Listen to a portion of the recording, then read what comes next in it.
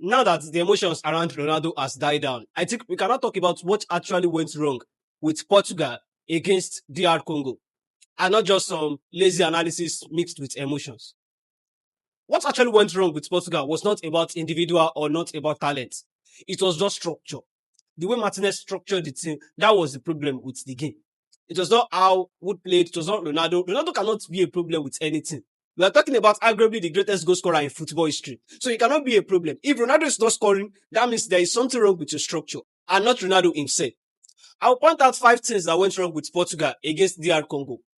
The first thing that went wrong with Portugal against DR Congo was no vertical threat. Every player was occupying the same half space. Bernardo Silva on the right, Neto on the left, Ronaldo in the center. There was no vertical space. There was nobody making an inside run. There was nobody making a run into the half space. Everybody was just coming into the same space. They had possession, quite alright. They had about 700 plus passes. Vita had 121 passes. Neves had about 90 passes with 95% accuracy. Vita had 95% accuracy. The defense line, the both center backs pairing, Arojo and Renato Vega had 95% pass accuracy too. That means there was no risk passes. There was nobody taking risks. Vitia does what he does best. The tempo, control, and possession. That is his job. And he did it perfectly. But then there was no verticality in the game. So there was nobody to, when you get the pass forward, there was nobody to give the pass to. You just recycle back into the possession because everybody is coming in back. That was why the 2 chances that Ronaldo shot came after they have stopped at Bernardo Silva. Because Bernardo Silva was not holding with. He is coming back into the same area where the passes are being played. Another problem with Portugal against DR Congo was Ronaldo.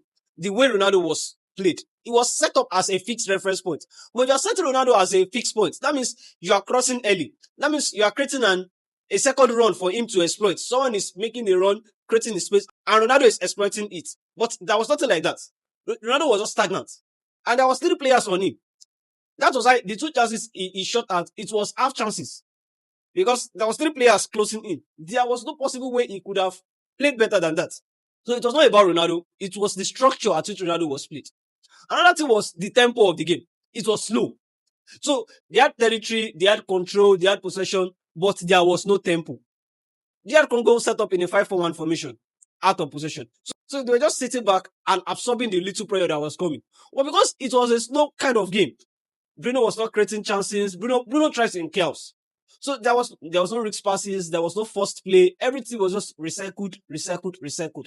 It allowed DR Congo to set up very well and allow them to set into the game. So there was nothing troubling them. They had anticipated the move before it's come. So they just killed off the transition like that. The fourth problem with the game was the use of Nuno Mendes and Pedro Neto. I don't know what Martinez was thinking using Mendes and Neto on the same wing. When you look at it on paper, it actually makes sense. You will look at it that, both will hold weight, both will overlap. But on the pitch, that means both are holding the same space. And that was one of the things that went wrong. When Mendes is holding weight, you expect the winger to make an inside run. But Neto is not the kind of winger that really makes an inside run. He lost holding weight too. So that means there's a structural problem there because both of them are holding the same weight. Nobody is making an inside run when Mendes overlaps. Nobody is coming back to attack the half space. If you look at the way O'Reilly and Dogu usually plays at Manchester City, perfectly. One is holding the weight, one is making an inside run. That is what they should have done. But both of them are not doing that because both of them are holding weight and playing in the same congested space. Another thing is the defensive setup of Portugal. Congo should have scored a whole lot of time in transition. And the reason why is very, very simple. Both fullbacks, Cancelo and Mendes, they love holding the weight and they attack aggressively. So there is space in between after they have attacked. Congo expected that a whole lot, but they did not convert it. But it actually led to the corner that they scored. If your fullback are holding the weight, that means your rest defense should be perfect. And that was one of the problems with Portugal. The rest defense was just 2 center backs. They need a third man to join into the rest defense. When the third man joins into the rest defense, that means they are spread across the pitch. It makes them look bigger and much more than they are.